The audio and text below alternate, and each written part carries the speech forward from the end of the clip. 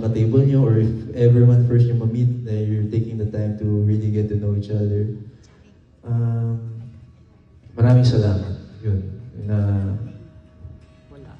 parang nagkaroon ako ng ilan tayo ngayon, 115 na dagdag ng mga kapatid, mga nanay, mga tatay, mga pinsan. Diba?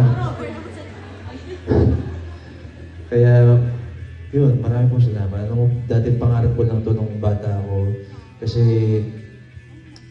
di ko naman talaga na-imagine yung sarili ko sa showbiz. Sobrang tahimik ko nga kasi. Parang, sabi ko, siguro kung magkaka-fans ako, parang, paano ko sila kakausapin? Masyado kong mahihain.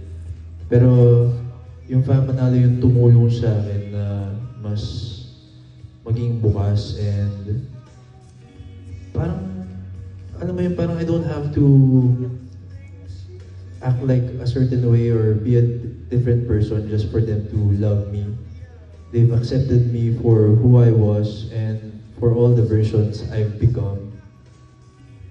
Ngayon, nung last year, never ko din nalaman papasok akong PBB. Tapos nung nalaman ko na pumunta akong PBB, ilan lang may alam, 2 lang ata sa kanila. Sabi ko, tingin nyo, tatagal siguro ako dito 1 buwan. Kayo nang bahala pag na-nominate ako, ganyan. Sabi nila, huwag ka papasok dyan, magastos. Totoo.